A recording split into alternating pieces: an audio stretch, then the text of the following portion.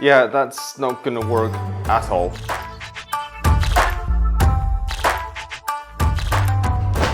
Right, so just why does selvage denim come in such crazy long leg lengths? Well, there's a few reasons. Historical, practical, and if we're honest with each other, just straight flexing. Let's cover the flexing parts super quick because it's the simplest. Denim heads just love to see other denim heads and be like, I know that you know that I know that you know, you know?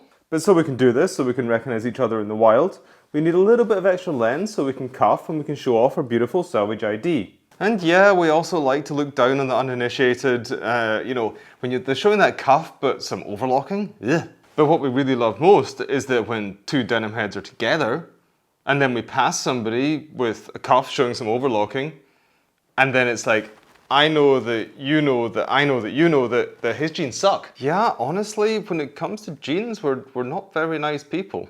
But yeah, you know, it's a thing, like it or not. So, historically, well, before jeans were flexwear, they were workwear, right?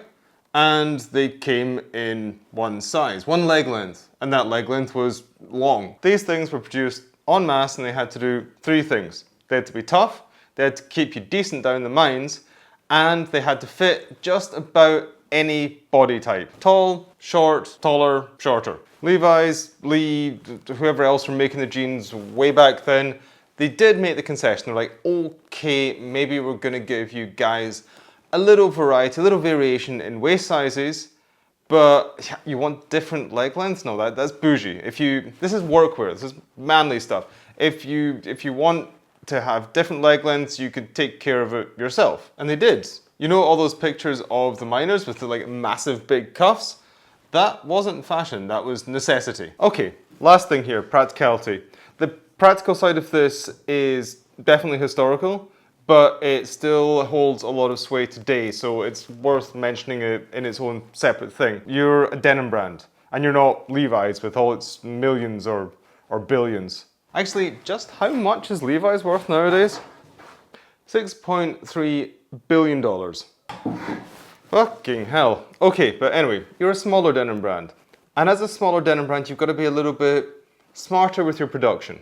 Just imagine having a full size run. I don't know, like 28 to 38. Even if you go up in 2-inch increments, that's still 6 different variations you've got in there. Now, imagine you've got to do a length size run as well. So like maybe 28 to 36. So that's 5 different variations you've got in that on top of the 6 you've got from the waist sizes. So to have a full and complete run of the sizes, you've got to have 30 different pairs of jeans. At least I think so. I don't know, math.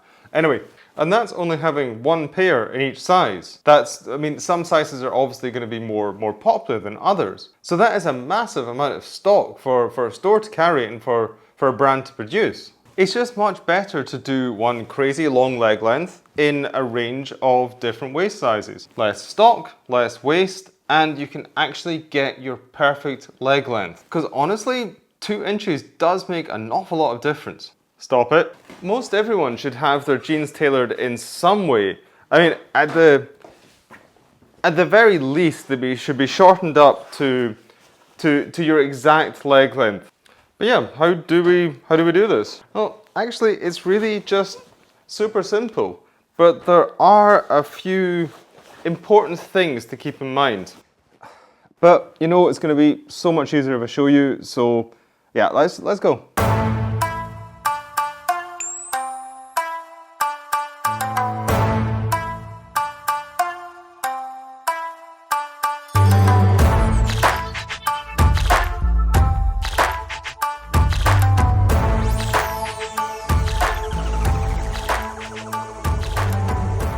Hey man, how you doing? Good to see you. Fine, thank you very much. Guys, this is Kai, owner, proprietor of Berg & Schild, and he's going to help me making the jeans shorter, so hemming them. What I've got here, I've got a pair of heavy boys. Ah, Got the Iron Hearts. no problem. A little bit worn in, but don't worry, they're washed. Perfect. Always wash your jeans before you're handing them over for repair or hemming. It's just polite, okay? And then I've got a pair of 316s as well. A little bit lighter, so maybe a little bit easier, I don't know. Yeah, but still feels quite heavy. Yeah. 14 ounce. I mean, they're just out of the washing machine as well, so they're a little bit crispier. Okay, okay. So I'm kind of in your hands. What do we? Yeah. How do we start? Of course, first of all, please put them on, Okay. one to after the other, and then we will see like how many cms we have to cut off, Okay. and then later on we will do directly the hemming. Okay, cool. Right, I'm just going to jump into the All right. changing room. Thank you very much. No, you guys can't come in. Okay, I said these were tight, but I think they've got even tighter since I got them.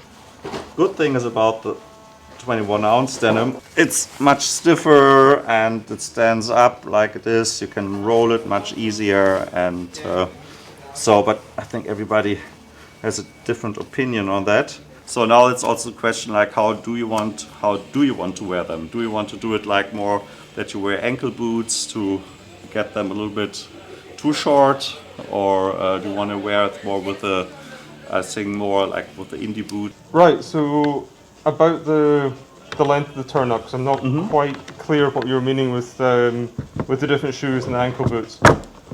Yeah, it's like, of course, we really spend a lot of time also with the people to say like to what kind of boots they want to wear. Sometimes, of course, people see us in the shop, they say, yeah, I want to have it like that, but then you still have to ask, like, okay, especially when we have somebody maybe older and who's not really sure about this because he's only to use to get it, his chino or khakis and his suit trouser had to be shortened for an Oxford.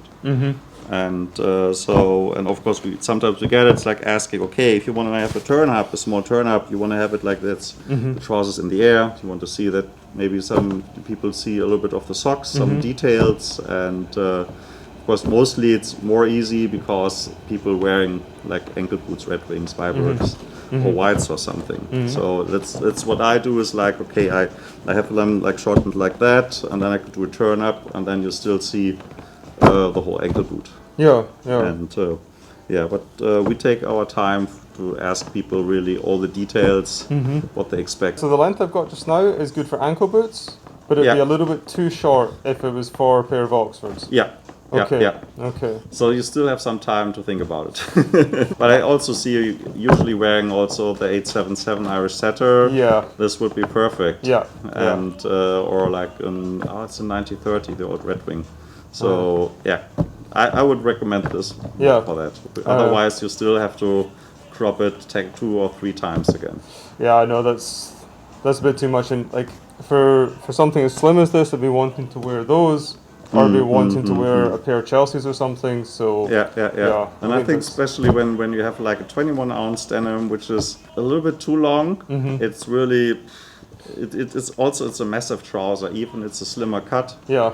And you see the material is thicker, and it folds differently, and when you have like not a size 45, then the whole... it could be that the whole trouser is really making optically your shoes really small. Never thought about that. That's a good point, actually. Yeah. Yeah, because I don't want to turn it up too many times because I don't want that big donut down at the bottom. No. Okay. We see it more and more that also like in Japan, you see it's only like the turn up is maximum 3 cm. That's it, and only one time turn up. But I know it's by myself. I have quite short legs, and I have only the last pairs that I had shortened. It's only like a really 2 to 4 cm turn up. That's exactly what I'm looking for with this as well. Yeah, no, then we're good to go. Perfect. Okay, right, I'm going to try these on now. Okay, so with these ones, I'm going to wear pretty much the same boots, but I'm also going to be wearing maybe a pair of loafers with them as well. Okay. And I don't mind with black denim, especially with a straight cut like this. I don't mind it being a little bit more of a turn up. Okay, that's also completely okay, because you have a material which has even inside outside it's completely black. Of so course, you don't have this contrast of the inside outside of a blue denim. So it's like, of course, black sucks everything up. Yeah. So even you have 2 or 3 turn ups, you don't see it. That's not so massive. Yeah. more like for Oxford. Coming around. It's also important that you can see it. But I would do the same on black denim. I would go a little bit longer.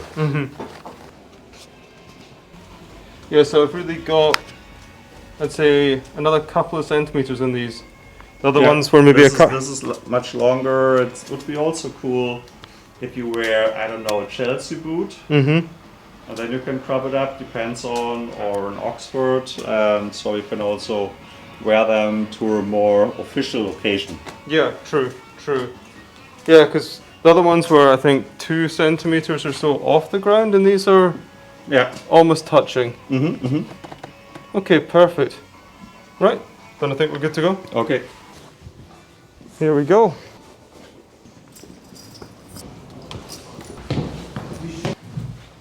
So the secret behind the scenes.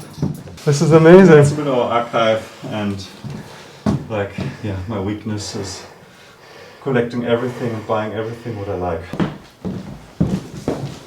So welcome to the factory. This is where it all happens. Yeah.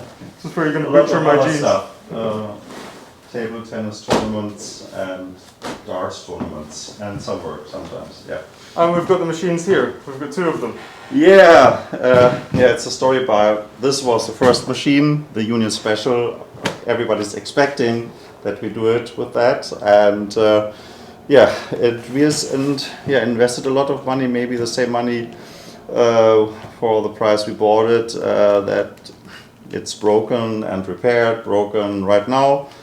Sorry for that, it's broken again. And there must be a special part which we have to get somewhere from Japan, I don't know where. And if somebody knows somebody who is really into that things of spare parts, we were also happy to get some help. And so there's here in Germany not such a big infrastructure for Union Specials like Japan, US and UK, other places to go. I mean, these machines are what? They're like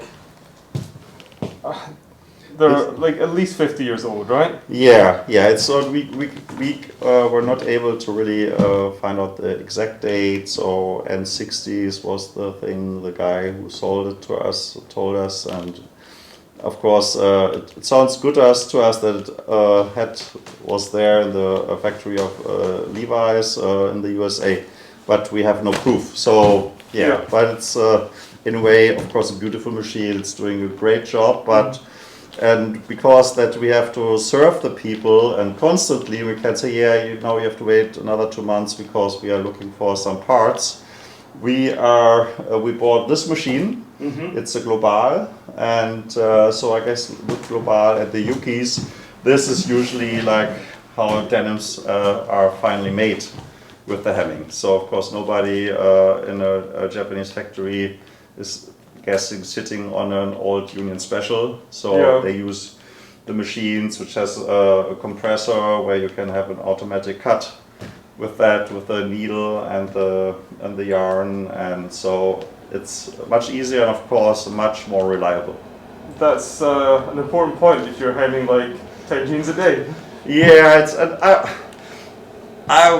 I still want to say I was trying the Union Special and I was getting at the end a little bit afraid of this machine, because every time I started, it's like something happens again, and I promised somebody a denim which has to be done next day on 1 hour. So, and at the end it was like it's maybe a little bit too lazy or afraid. So like this machine is run by Ela, so she's the expert. We will get her over to this room, and she can show like the steps, like how it works. She's the master. She's really the master. Okay, let's get the master in here. Okay.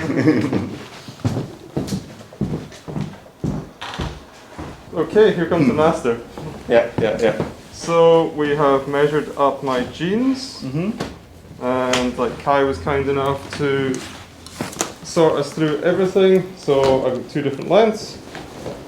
Also das ist dann die Länge.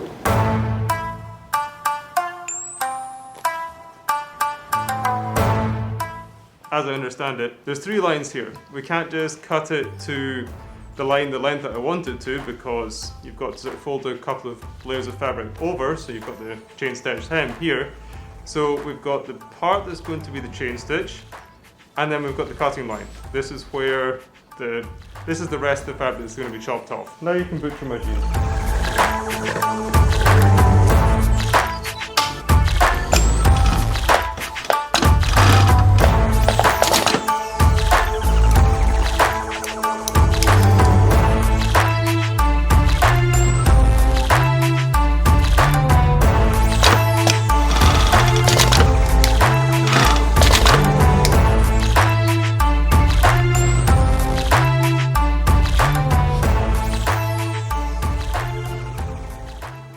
Okay, thank you very much. You're welcome. You're Very welcome. much appreciated. Thanks for all the time. No. Please thank Good to everybody have as you well. here, and hopefully, so you're happy and that you maybe wear them more often than before now. I'm definitely going to be wearing the black ones. I just need to slim down a little bit for the, for the Iron Hearts. Quite a lot of Bicycle. Yeah. Yeah, and That's starvation.